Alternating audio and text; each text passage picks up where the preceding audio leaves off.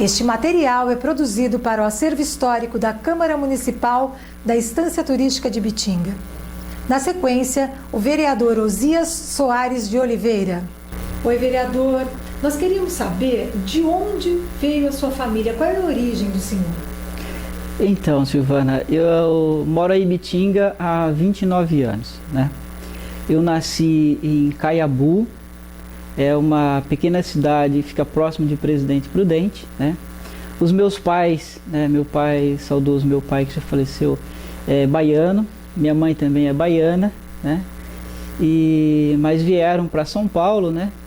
Eu nasci, como eu disse, em Caiabu, morei lá, fui ainda criança para o Paraná.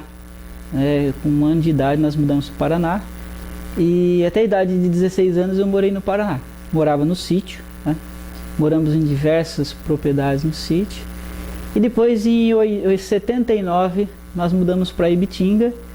Moramos 2 anos no sítio também, ainda lá no sítio do Sr. João Fioreto, saudoso João Fioreto, né, próximo à fazenda do Nelson Prevato. E lá mesmo no sítio eu comecei a aprender a bordar, né? Trabalhei 1 ano bordando no sítio. O pessoal daqui das fábricas levavam serviço lá, né? Depois mudamos para a cidade e estamos aqui até hoje. E nesse tempo, que até hoje Ibitinga é a capital nacional do bordado, muitos homens bordavam ou não? Bastante. Hoje o bordado em Ibitinga, acredito que em torno de 20% a 30% é bordado, né? Os 70% é confecção, é edredons, né? Mas naquela época era quase que 100% tudo bordado. Então os homens ou bordava, ou costurava, cortava o tecido e preparava para o bordado, né? Então eu acredito que na época em torno de 50% dos homens trabalhavam no bordado. E como deu a entrada do senhor na política? Então, eu sendo trabalhador do bordado, eu fui convidado para participar do Sindicato dos Trabalhadores do Bordado, e do qual fui diretor lá por 15 anos. Em 86, o então candidato Rússio Antônio de Rosa convidou a entidade para que apresentasse, né, lançasse alguém da entidade representando os trabalhadores, né? E na época eu fui escolhido da diretoria, né, para ser o candidato. Na época eu era afiliado ao PDT e me lancei candidato. Na época apoiei a candidatura do então prefeito Rússio de Rosa, né? E depois, em 2008, apesar de eu ter me filiado ao PDT, né, eu sempre fui simpatizante do PT. Depois, em 2008, eu tive a oportunidade de me filiar ao PT, né, e estou no PT até hoje, né? Então, assim, o que me levou para a política foi o fato de eu militar na entidade sindical, né?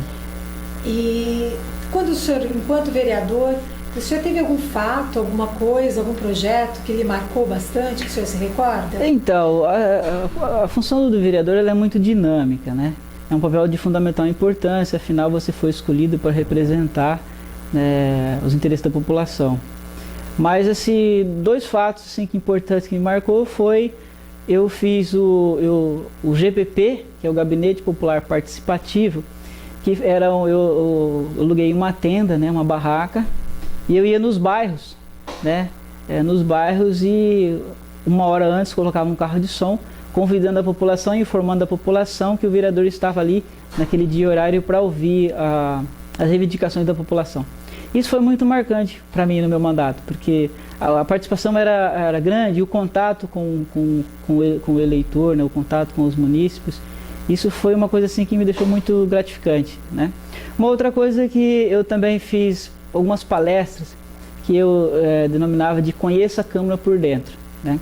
Isso eu fiz em faculdade, em escolas, grupos de igreja, falando sobre o papel do vereador e qual o funcionamento da Câmara, porque às vezes as pessoas acham que o vereador se resume em vir às sessões às terças-feiras, né?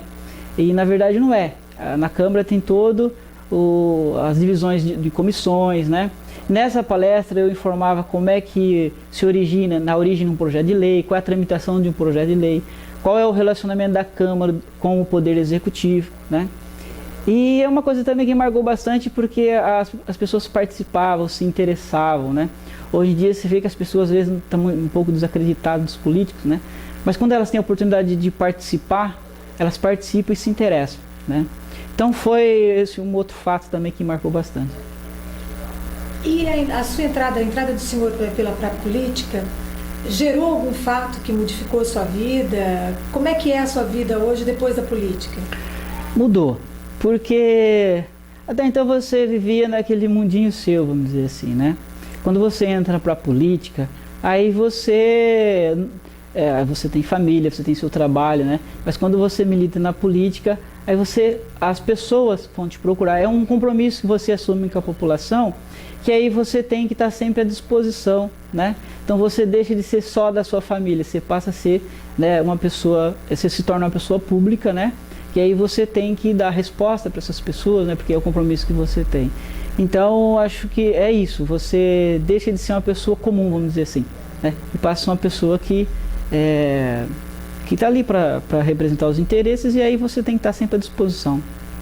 Vereador, eu gostaria muito de agradecer a participação do senhor e gostaria que o senhor deixasse uma mensagem.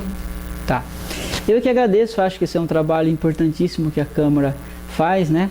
Agora a mensagem que eu queria deixar é dizer que, como eu estava falando, a população hoje está muito desacreditada na política.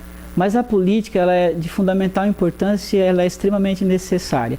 E a mensagem que eu deixo é: as pessoas não podem, têm que acreditar na política e têm que inclusive se colocar à disposição, né? Se eventualmente ela acha que o político que está te representando, ele não está fazendo o papel como ela acha que ela gostaria que fizesse, essa pessoa ela também pode ela mesma se colocar à disposição, né? E ser um político e está vindo reivindicar e lutando por aquilo que ela acredita. Ok, obrigada pela participação do senhor mais uma vez. Foi um prazer recebê-lo aqui. Agradeço, o prazer é meu. Obrigado.